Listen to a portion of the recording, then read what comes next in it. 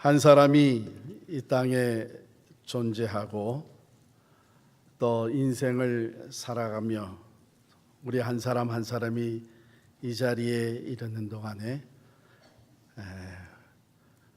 우리 어머니들이 많은 수고와 헌신과 눈물과 희생을 부어주셨습니다. 그 어머니들을 우리에게 허락하신 하나님께 감사를 드립니다. 믿음의 유산이라고 하는 제목으로 말씀을 나눕니다. 이제는 일반적으로 많이 사용되는 단어가 되었는데요, 애착의 대물림이란 이 말은 자식이기도 한 부모의 그 애착 유형은 결국 자녀에게 또 대물림이 될 확률이 높다 하는 얘기입니다. 그렇기 때문에 우리 부모된 사람들은 자기 성장을 게을리하게 해서는 안 된다 하는 생각을 우리에게 전해줍니다. 우리가 의식적이건 무의식적이건 하는 모든 행동이 말이죠, 또 그 모든 말이 대물림이 되고 있다는 거예요. 어떤 한 어머니의 고백인데요, 나의 어머니는 엄격하고 무서운 사람이었다. 어린 나를 보듬어주고 감정적으로 지지해주기는커녕 잘못하면 넌 누굴 닮아 이러니? 라며 면박을 주기 일쑤였다. 나는 그런 어머니로 인해 상처를 받고 자존감도 낮아졌지만 지금은 많이 나아졌다. 내 아이에게는 엄마같이 하지 않겠다고 다짐했다. 사실 엄마처럼 하면 어쩌나 싶어 아이를 잘 키울 수 있을지 걱정이 되기도 했다. 애착이 어쩌고 대물림이 어쩌고 하는 말을 들으면 마음 한편이 불편하다. 나도 그런 엄마가 될 것만 같다. 사실 엊그제에도 아이가 말을 안 듣고 떼를 썼다. 아이라 그럴 수 있다는 걸 알면서도 짜증이 나서 순간 안 그러다가 왜 이래? 엄마가 이러랬어? 하고 소리를 질렀다. 아이의 눈에 순간 두려움과 슬픔이 언뜻 비쳤다. 나도 모르게 엄마처럼 하고 있다.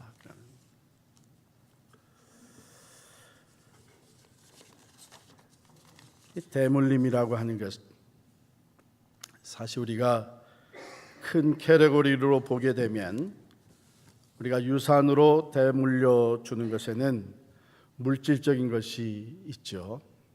그런가 하면 정신적인 것이 있고 또 한 걸음 나아가서 영적인 것, 신앙적인 것이 있습니다. 그리고 대물림은 인위적으로 또 되어지는 것이 있죠. 우리가 말로 가르칩니다. 그것을 잘 실천할 수 있도록 어떤 이벤트를 만듭니다.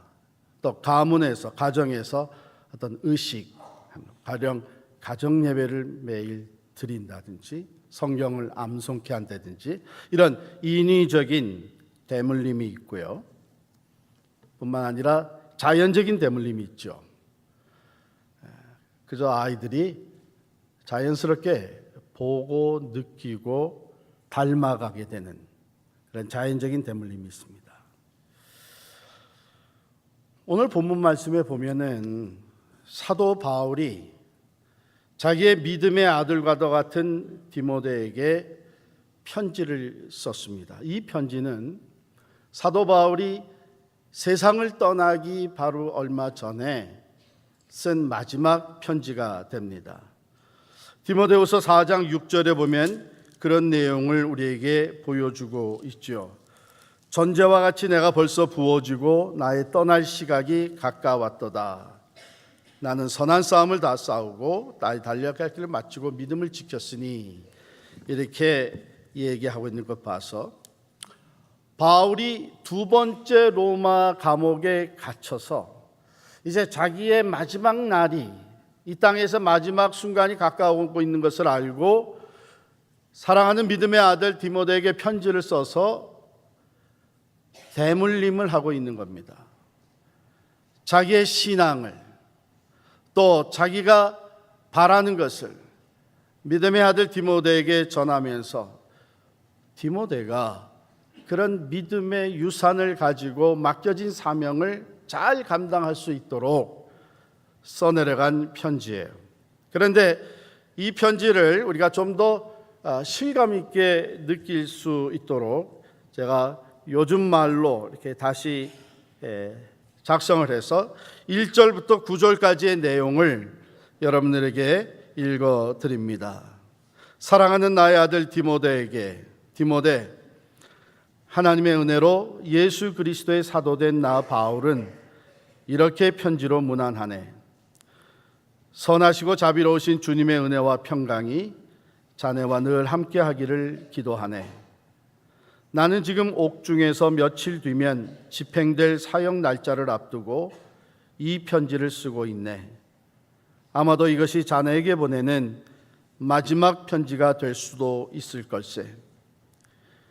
매일 밤 자네를 위해 기도할 때면 내 마음은 형언할 수 없는 기쁨과 감사로 벅차오름을 느낀다네.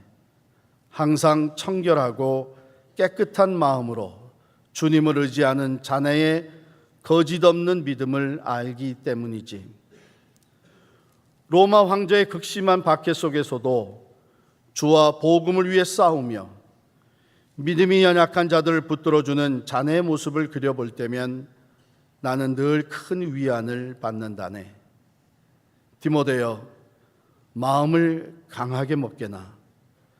두려워하는 마음은 주님이 주시는 마음이 아니야. 주님은 항상 우리에게 능력과 사랑과 흔들리지 않은 믿음을 주시는 분임을 기억해야 하네. 그리고 복음으로 인해 받게 되는 모든 고난을 감사함으로 받게나. 구원받을 자격이 전혀 없는 우리를 사망에서 건져주신 주님의 은혜를 생각하면 현재 주님 때문에 당하는 이 고난이 조금도 부끄럽지 않다네. 장차 내가 그분께 드린 모든 삶을 다시 오실 그날에 모두 갚아주실 것을 알기 때문이지. 우리 서로 언제 얼굴을 보게 될지 모르지만 주님께서 부탁하신 아름다운 복음을 끝까지 지켜나갈 것을 약속하세. 오늘날의 말로 풀어서 읽어드렸습니다. 이렇게 간절한 말로 디모데에게 편지를 쓰면서 그 믿음의 유산을 남겨주고 있는, 되물림을 하고 있는 사도 바울은 이미 디모데의 삶 속에 되물려진 유산으로 받은 아주 귀한 믿음을 보고 있었습니다. 그것을 바울은 뭐라고 표현을 했냐면 거짓이 없는 믿음이다. 이는 내 속에 거짓이 없는 믿음이 있음을 생각함이라.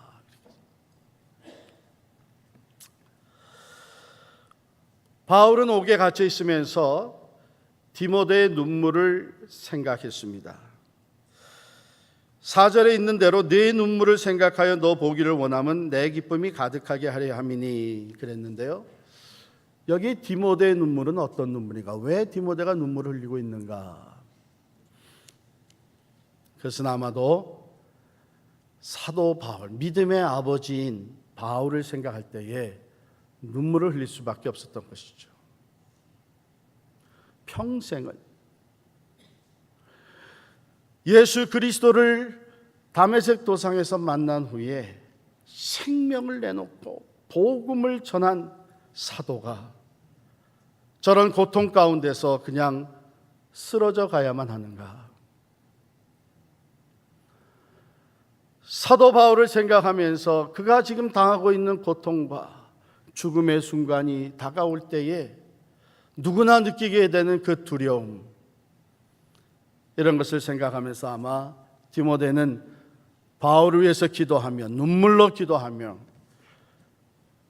바울을 염려하고 있었던 것이 분명합니다. 그런데 바울은 편지를 보내면서 이게 두려워할 일이 아니다. 이게 눈물 흘릴 일이 아니다. 나도 네 눈물을 생각하게 되면 지금 당장이라도 너를 다시 만나서 우리가 함께 기쁨을 나누고 싶지만, 지금 혹 우리가 희생과 고난을 치른다 그래도 결코 두려워하지 마라. 오히려 이 복음과 함께 고난을 받아라. 그리고 주 예수 그리스도의 복음을 위해 고난을 받는 것이 특권인 줄을 알아라. 훗날 주님께서 이 모든 것을 다 갚아주신다고 하는 것을 결코 잊지 말아라.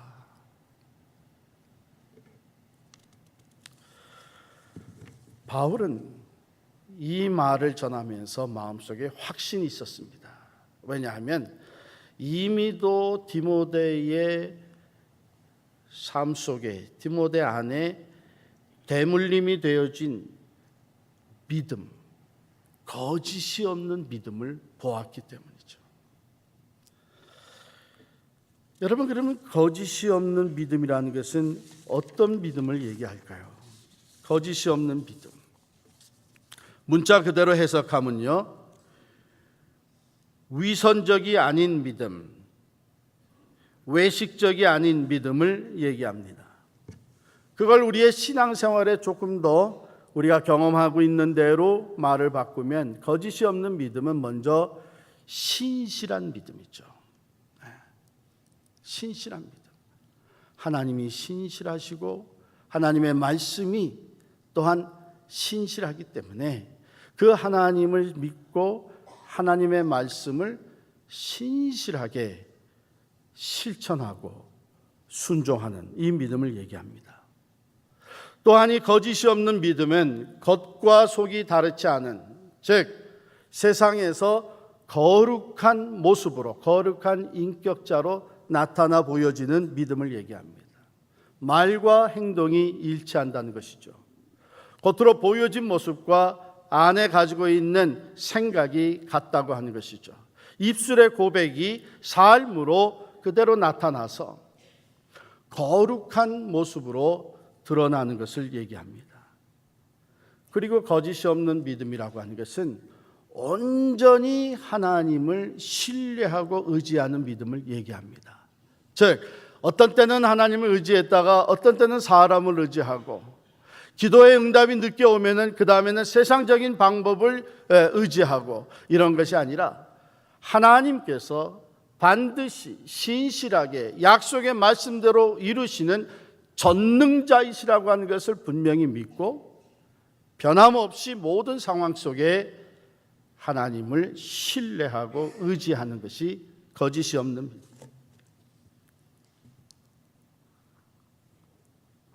그러면 그것이 거짓이 없는 믿음이라는 것을 어떻게 우리가 분별할 수 있는가? 어떻게 인정을 받을 수 있는가? 헌신도 많은 사람들이 이렇게 생각합니다. 시간을 많이 교회에 드리고 물질적인 헌금, 재능적인 그 헌신, 이런 것들을 보면서 그 커미트먼트, 헌신도를 봐서 우리가 거짓이 없는 믿음이라고 얘기할 수 있다. 그런데 우리가 교회 생활을 오래 해보니까 꼭 그렇지만 않잖아요. 그 남이 하지 못하는 헌신이 자기 자신이 인정받고 싶은 마음에서 비롯되는 헌신이 얼마든지 있습니다. 그래서 이 진정 거짓 없는 믿음은 어디서, 이 세상에서는 물론 하나님이 다 아시죠. 중심을 다 아셔요. 그런데 이 세상에서 어디서 인정받을 수 있어야 되느냐 하면 가정입니다. 가정. 우리가 가족 관계만큼 서로를 잘 아는 관계가 없습니다. 다른 말로 바꾸면 우리 자녀들이, 우리 아버지는 정말 크리스찬이야, 우리 어머니는 정말 믿는 사람이야 하는 인정을 받을 수 있을 때에 그것이 그 어느 사람이 얘기하는 것보다도 확실한 줄을 믿습니다. 이 거짓이 없는 믿음, 우리 자녀들에게 이 믿음이 유산으로 물려지지 않게 되면 우리 자녀들의 앞날은 참으로 암담할 수밖에 없습니다. 여러분, 우리가 요즘 신앙생활하는 거 참 어렵죠? 세상 가치관이 또 세상 사람들의 마음이 점점 악해져 가고 인본주의적이 돼 가고 물질 만능주의가 돼 가고 다 윤리 도덕은 땅에 떨어지고, 그런데 여러분, 지금 그렇다면 우리 다음 세대가 살아갈 세상은 더 어려울 것입니다. 세상은 더 어두워집니다. 그렇기 때문에 우리가 유산으로 남겨줄 수 있는 가장 가치 있는 것은, 가장 중요한 것은 바로 이 거짓 없는 믿음. 세상을 이길 힘은 믿음밖에 없습니다. 세상을 능히 거슬러 올라갈 수 있는 힘은 오직 하나님을 믿는 믿음에서 나올 수 있습니다. 어떤 상황 속에서도 불의와 타협하지 아니하고 진리를 지키며 단호하게 거룩한 하나님의 사람으로 일어설 수 있는 그 힘의 바탕은 오직 믿음입니다. 이 믿음이 우리로 하여금 세상을 이기게 하고 또한 나를 이기게 하고 세상의 권세 잡은 자들, 사탄 마귀의 권세를 이기게 하는 줄을 믿습니다. 그렇기 때문에 이것이 우리가 물려줄 수 있는 것이 많이 있죠. 재산을 물려줄 수 있어요. 정신적인 유산을 물려줄 수 있습니다. 그러나 그 어떤 것보다도 가장 중요한 것은 만물의 창조주가 되시고 신실하시며 전능하신 하나님, 어느 곳에 가든지 늘 함께 계시고 어디나 계시고 영원하신 능력과 지혜로 우리의 삶을 이끌어 주시는 그 하나님과 동행할 수 있도록 거짓 없는 믿음을 유산으로 물려주는 것이 우리 부모된 사람들 가장 큰 사명인 줄을 믿습니다. 특별히 어머니에게 주어진 귀한 사명이에요. 여러분, 디모데가 이 거짓 없는 믿음을 가지게 된 것이 가정 형편이 좋아서가 절대로 아닙니다. 어머니 유니게는 유대인으로서 믿음을 가진 사람이었습니다. 그러나 사도행전 16장에 보면 디모데의 아버지는 헬라인이었습니다. 유일하신 하나님 여호와를 알지 못하던 사람이었습니다. 그러니까 문화적인 갈등, 이 영적인 갈등이 디모데가 자라는 가운데 없지 않아 있었던 것이죠. 그런데 사도 바울이 보니까 디모데가 거짓이 없는 믿음을 소유했는데 그것이 그 어머니 유니게로부터 이어진 것이. 그 유니게는 그것을 어디서부터 받았느냐 보니까 그의 어머니 디모데의 할머니 로이스에게서부터 물려받은 거예요. 이 되물림, 믿음의 유산이라는 것이 얼마나 중요한지 몰라요. 지금 우리의 상황이 어려울 수 있습니다. 부부관계가 지금 힘들 수 있습니다. 경제적으로 신분적인 것으로 어려움이 있을 수 있습니다. 그러나 그 가운데서 우리가 다른 어떤 것보다도 이 믿음에 초점을 맞추고 하나님 중심적으로 살아가게 되면 그 어느 부자가, 그 어느 영향력 있는 사람이 자녀들에게 남겨주는 그 재산, 재물의 유산보다도 더 가치 있고 더 영원한 믿음의 유산을 남겨줄 수 있는 줄을 믿습니다. 여러분이 잘 아시는 독일의 위대한 철학자 임마누엘 칸트, 그의 아버지 요한 게오르크 칸트라고 하는 사람의 이야기입니다. 이 칸트의 아버지가 한 번은 말을 타고 고향으로 가는 그 길에 강도들을 만난 거예요. 다 뺏겼습니다. 돈주머니 뺏기고 가지고 있던 책 뺏기고 하여간 가지고 있는 것을 다 뺏겼어요. 그리고 이 강도가 하는 말이 또 다른 거 가진 것 없어? 했더니 아무것도 이제는 가진 게 없습니다. 그러니까 보내줬어요. 그래서 간테 아버지가 길을 가다가 가만히 옷을 만져보니까 이 옷 안에 절대로 잃어버리지 않게 바느질을 잘 꼬매가지고서는 집어넣은 금덩이가 있었던 거예요. 근데 이 간테 아버지가 여기 금덩이가 있었네. 그럼 내가 거짓말했네. 그래가지고 다시 강도들을 찾아갔습니다. 그 강도들과 만났어요. 그러니까 강도들이 깜짝 놀래가지고 이 사람이 복수를 하러 왔나? 당신 왜 다시 나타났어? 그랬더니 아이고 미안합니다. 내가 아무것도 없다 그랬는데 가다가 보니까 이게 있어서 이걸 가지고 왔습니다. 내밀었어요. 그랬더니 받지를 못하는 거예요. 받지를 못할 뿐만 아니라 자기들이 뺏었던 돈 주머니를 다시 돌려주는 거예요. 다른 소유물 말도 같이 다시 돌려주면서 세상에 당신 같은 사람은 본 적이 없어. 이거 다시 다 갖고 가시오.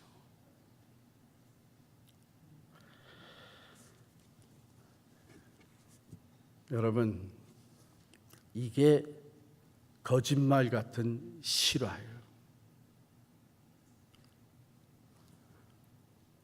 가다가 금덩이를 발견했으면 하나님 감사합니다. 이거 뺏기지 않도록 지켜주셔서 감사합니다.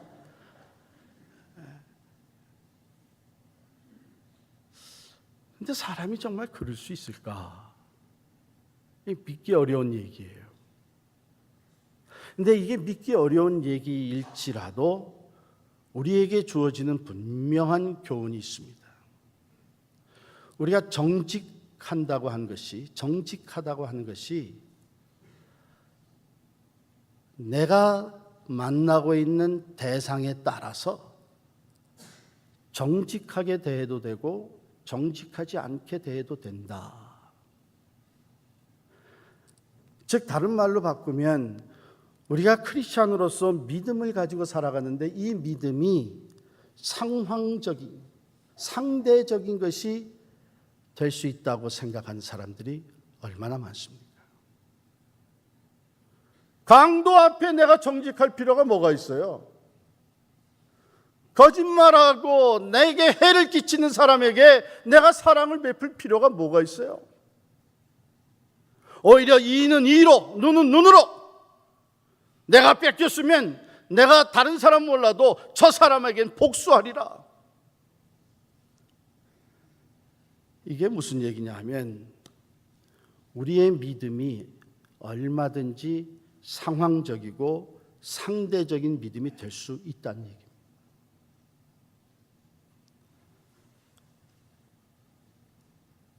사람에 둘러싸여서 우리가 살아갑니다. 우리의 환경이 바뀝니다. 이해 타산을 따져보게 되면 내가 손해를 입게 되는 경우도 얼마든지 있습니다. 그러니까 내가 진실되고 정직하고 하나님의 말씀대로 순종하고 거룩한 삶을 추구하는 것이 내가 손해를 보지 않는 한도 내에서 하고 손해를 보게 되면 그때는 different story.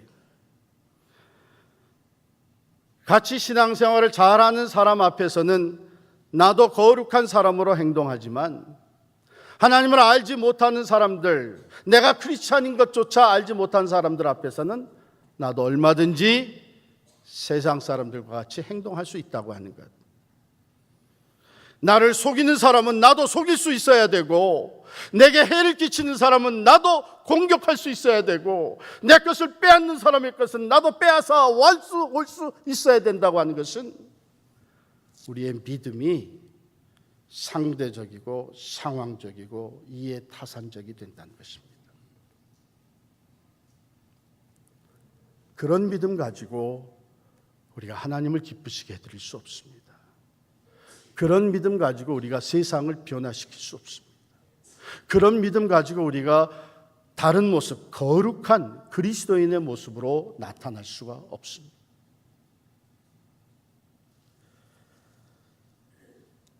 오늘 우리가 얘기하는 거짓이 없는 믿음이라는 것은 상대적이고 상황적인 것이 아니라 절대적인 겁니다. 왜? 믿음은 사람들에게 보여주기 위한 것이 아니라 하나님을 향한 것입니다. 하나님이 절대자이십니다. 우리의 믿음의 파운데이션은 하나님이 주신 말씀에서부터 비롯됩니다. 하나님의 말씀은 절대적인 것입니다. 상황적인 것이 아닙니다. 아무리 세상이 변하여서 하나님의 말씀을 상황적으로 상대적으로 해석을 하고 인본주의적으로 바꾸어갈지라도 분명히 하나님의 말씀은 절대자의 말씀이요 1.1획도 변하지 아니하고 그대로 이루어지는 하나님의 진리의 말씀인 줄을 믿습니다. 그것이 우리의 믿음일진데 우리의 믿음이 상황에 따라서 어떤 사람을 대하고 있느냐에 따라서 환경에 따라서 그 믿음의 행동이 믿음의 말이 달라질 수 있다면 그것은 하나님을 향한 믿음이라고 볼 수가 없는 것입니다. 그렇기 때문에 다분히 연약한 우리들은 상황에 따라서 내가 상대하는 사람에 따라서 또 이해 타산에 따라서 변할 수 있기 때문에 우리 주님 하신 말씀이 뭔가 하면 내가 다시 올 때에 참 믿는 자를 보겠느냐 하신 거예요.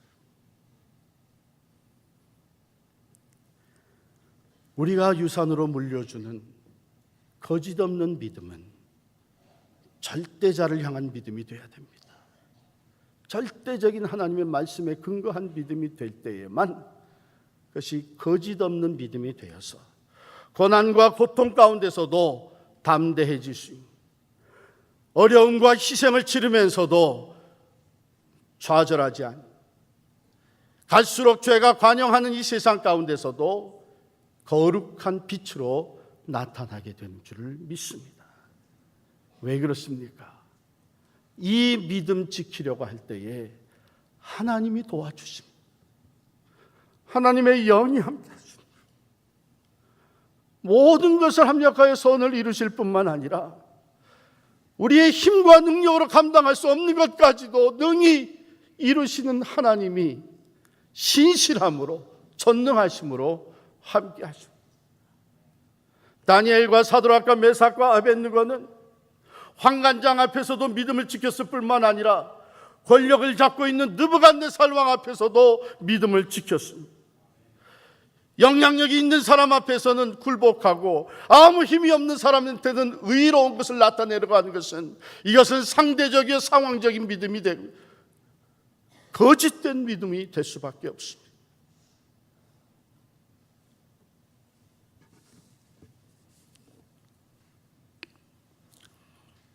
부모들의 약점과 강점은 자녀들이 반드시 그 값을 지불한다라고 하는 영국의 속담이 있습니다.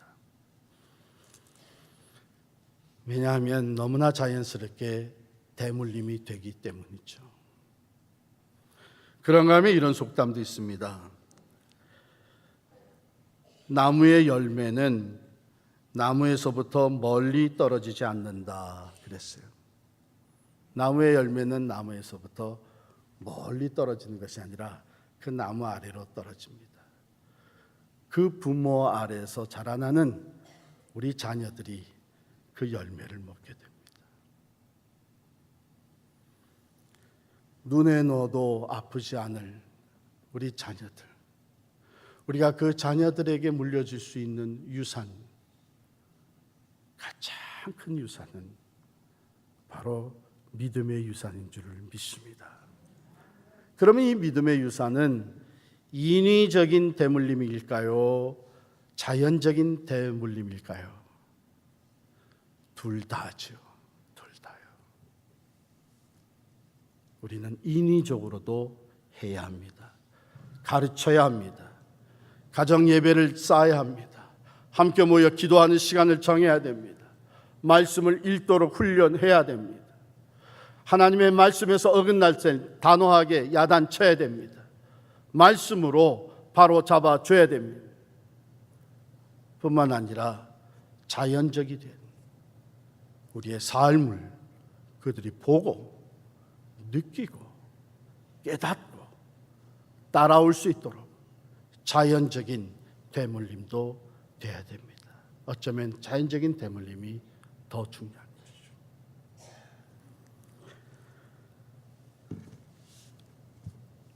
재산의 유산이 마치 최고인 것처럼 많은 재물의 유산을 남겨놓으면 부모로서 대단한 일을 한 것처럼 착각하시면 안 됩니다. 그 재산이 우리가 보는 대로 형제의 의를 갈라놓고 자녀의 삶을 망쳐놓고 그 재산이 없었다면 나름대로 노력하며 훌륭한 인격으로 자라갈 수 있었던 사람도 넉넉한 재산으로 인해서 삶을 마구 살아가는 사람들이 적지 않게 있습니다. 물론 재산도 물려줘야 되겠죠. 정신적인 유산도 대물림을 해줘야 되겠죠. 그러나 가장 중요한 것, 하나님과 함께함으로 세상을 이기고 모든 유혹과 시험을 물리치고 고난과 역경 속에서도 하나님 앞에 영광스러운 도구로 쓰임받을 수 있는 우리의 자녀가 되게 하는 것은 거짓 없는 믿음의 유산뿐입니다. 오늘 우리 가정에서 자라나는, 우리 교회에서 자라나는 우리 자녀들이 디모데와 같이 이 믿음의 유산을 이어받아서 능히 하나님의 영광을 위해 이 나라와 그리스도의 몸된 교회를 위해 지역사회를 변화시키는 하나님의 능력의 도구가 될 수 있기를 간절히 축원합니다.